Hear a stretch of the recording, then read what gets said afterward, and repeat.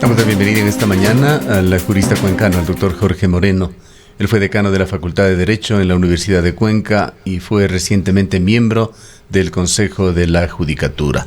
Doctor Moreno, situaciones inconcebibles e inaceptables se están dando en Ecuador. 2 altos funcionarios de áreas de control y de defensa de los ciudadanos en la cárcel y pretendiendo gobernar desde allí.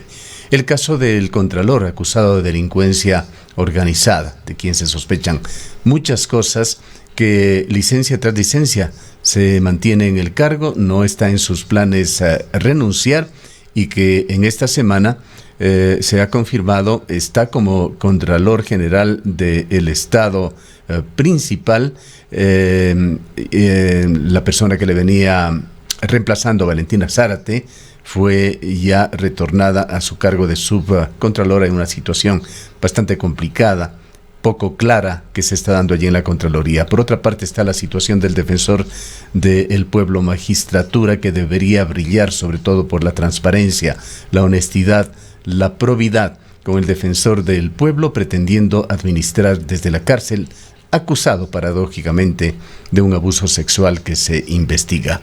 Blindajes legales, vacíos jurídicos hacen muy compleja esta situación.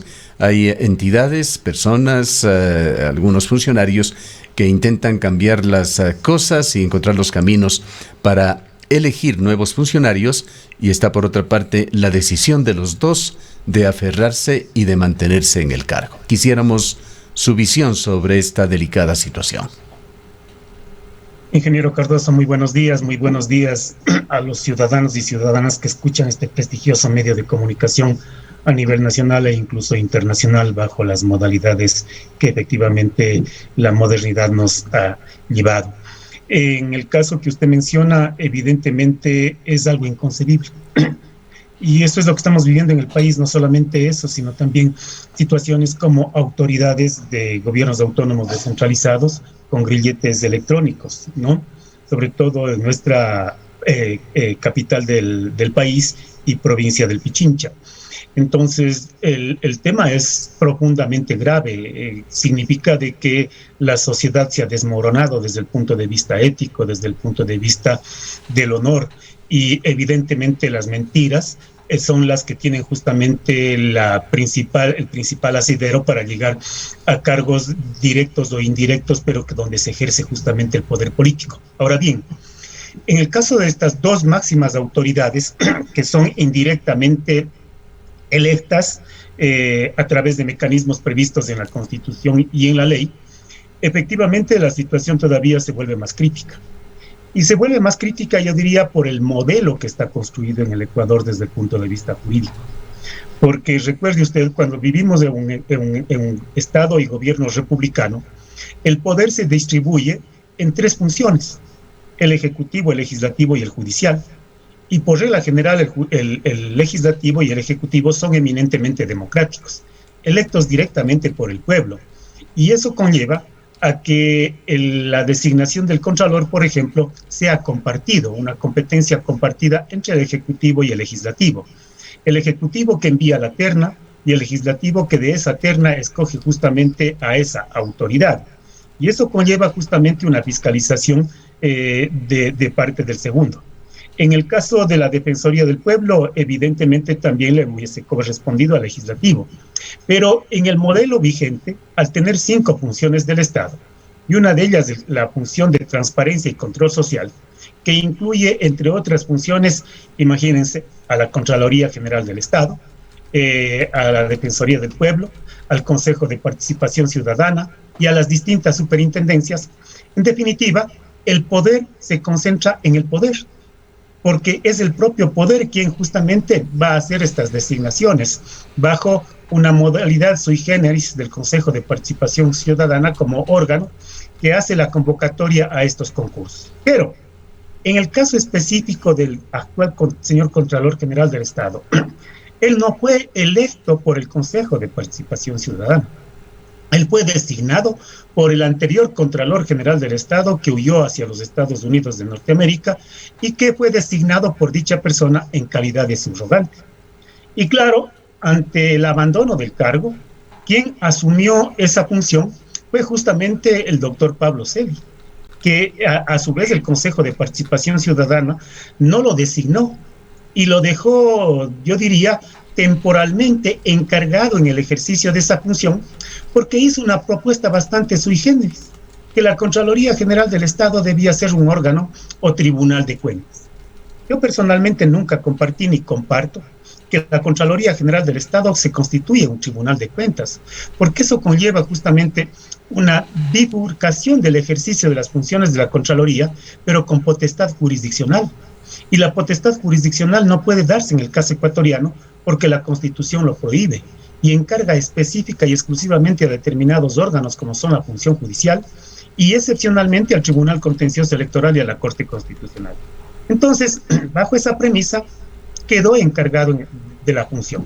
Y obviamente el Consejo de Participación Ciudadana no ha podido convocar a ese concurso. Ahora la situación se complica mucho más, porque efectivamente se le ha iniciado un juicio, como usted lo dice, por asociación ilícita, por presunción de asociación ilícita, y evidentemente se encuentra este momento detenido en uno de los centros provisionales, me parece que es la cárcel 4 de la ciudad, y evidentemente no puede ejercer el cargo. Además, las penitenciarías, dentro del ordenamiento jurídico, se sujetan a un régimen que se conoce en la doctrina administrativa como el régimen de sujeción especial. En definitiva, hay normas preestablecidas que obligan a quienes se encuentran justamente separados de la sociedad bajo estas medidas especiales. Claro, incluso para que etimológicamente, conceptualmente, ellos se encuentran en un centro carcelario privados de su libertad. ¿Cómo pueden estar ejerciendo tan altas funciones? Privados de su libertad y adicionalmente bajo un régimen de sujeción especial donde, por ejemplo, no pueden tener pues sus celulares, no pueden tener sus computadoras, sus laptops, etcétera, porque si eso ocurre, estaríamos ante privilegios que no permite justamente el ordenamiento jurídico reglamentario desde esa óptica. Y claro, en ese régimen, el señor está en este momento, ¿no es cierto?, sin poder ejercer sus funciones, ha terminado su licencia o está por fenecer su licencia, y evidentemente entonces la situación es bastante complicada. Situación además muy delicada, muy peligrosa para los intereses del país. Más allá de que en el caso del señor Celi se hacen investigaciones de temas realmente que constituyen una aberración de la nación, del Estado ecuatoriano, esto del desvanecimiento de glosas que ha sido utilizada como un mecanismo perverso para fines sobre los cuales hemos comentado ya en varios espacios. Están las sospechas de acciones internas de la propia Contraloría en los hechos de octubre del 2019 que llevaron al incendio y destrucción de documentos claves, etcétera. No puede una persona, con todo el derecho que él tiene para defenderse, para que se le siga el debido proceso, pretender seguir gobernando en esas condiciones. Es que no puede, como usted lo manifiesta, ingeniero Cardoso, al encontrarse detenido, no puede ejercer su cargo público. En definitiva, el momento en que termina su licencia, automáticamente, si decurren justamente más de los 3 días, existiría abandono del cargo, y eso conllevaría que se encuentre fuera del mismo. Obviamente le corresponderá probablemente decidir eso al Consejo de Participación Ciudadana y evidentemente convocar al concurso que corresponda. Eso en el caso del Contralor, que adicionalmente siempre hemos conversado en el foro de abogados con personas que sobre todo están en estas áreas administrativas, y hemos observado algunas situaciones nada claras, porque por regla general, las auditorías que se realizan, ¿no?, sobrepasan los 180 días para ser notificados los ciudadanos que están justamente, presuntamente involucrados. ¿Y eso qué conlleva? Conlleva que justamente en la vía jurisdiccional, los abogados planteen que ha caducado justamente la potestad o la competencia de la Contraloría para establecer responsabilidades administrativas o civiles culposas, y consecuentemente la Corte Nacional de Justicia ha sentado ya una jurisprudencia que tiene una línea clara y definida, que es justamente que perdió competencia la Contraloría y por lo tanto no existe ya la supuesta responsabilidad civil o responsabilidad administrativa. Y eso es lo que está ocurriendo a través de los distintos juicios que por efectos de las auditorías se han establecido responsabilidades en la Contraloría. Entonces, juega con lo que efectivamente dice la ciudadanía, comenta la ciudadanía que estas situaciones de omisión perjudican al Estado, y sin que a su vez la Contraloría establezca posibles responsables al interior de la misma para determinar quiénes tienen que efectivamente ser materia de un juicio por repetición del pago. Brevísimamente, coméntenos también sobre este aspecto de los blindajes legales, los vacíos jurídicos que complican la situación de encontrar una persona que subrogue al subrogante. Además, esa potestad que se está convirtiendo en vitalicia del señor Pablo Celi para seguir siendo el contralor, que se le otorgó lamentablemente en el marco de un proceso importantísimo de transformación del Estado, de desensamblaje de estructuras que se habían instituido con el correísmo. Pablo Celi quedó allí sustentado como contralor. Así es, exactamente como usted lo manifiesta, ingeniero. Bajo justamente esta premisa de encargo en la función, se ha mantenido y se mantiene indefinidamente, cuando personalmente considero de que ya el Consejo de Participación, órgano del cual he sido crítico, debería convocar justamente el concurso para designar al titular para que continúe en el ejercicio de su cargo.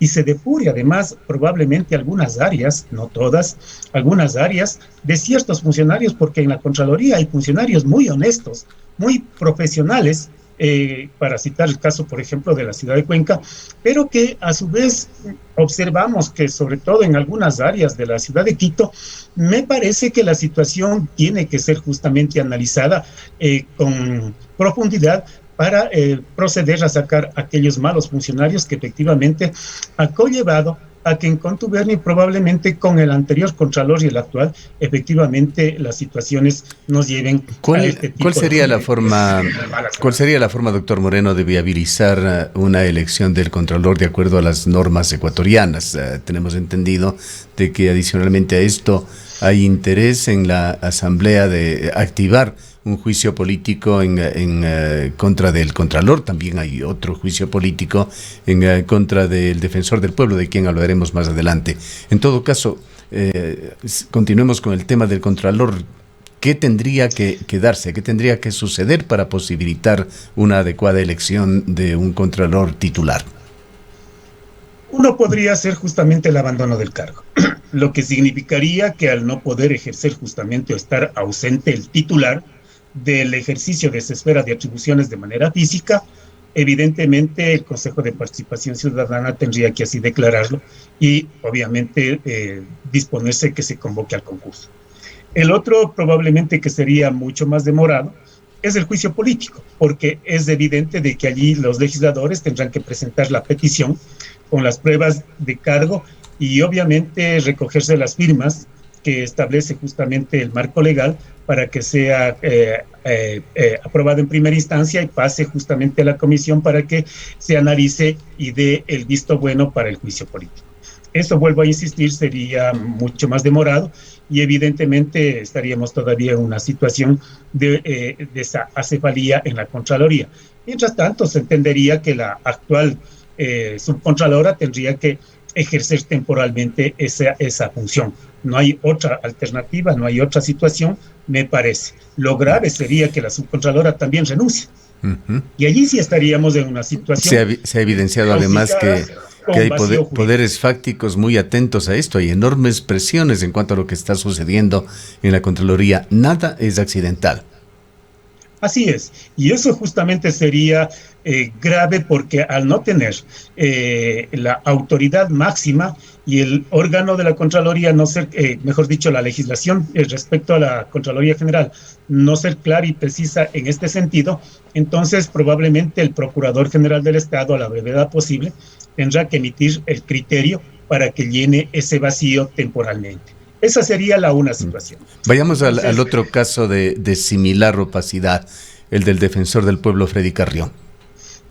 Bien, el caso de la Defensoría del Pueblo es muy especial porque en los estados democráticos justamente se ha ido creando lo que se llama el defensor de los ciudadanos y de las ciudadanas, sobre todo para que el poder público no se extralimite en sus tareas, en sus obligaciones y vulnere los derechos de las personas. Ante eso, justamente Suiza fue el primer país que efectivamente dio ese paso, creando al Defensor del Pueblo.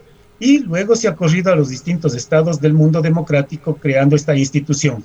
Y el Defensor del Pueblo, al poder no le gusta definitivamente, tiende justamente a precautelar y garantizar los derechos fundamentales de las y los ciudadanos, y en el caso ecuatoriano también de la naturaleza, así como también, entre otras de sus tareas, dar el debido asesoramiento y ayuda a las y los ciudadanos por la prestación deficiente o la mala prestación o no prestación de un servicio público. Y velar también para que estar atento a que los distintos poderes del Estado garanticen estos derechos.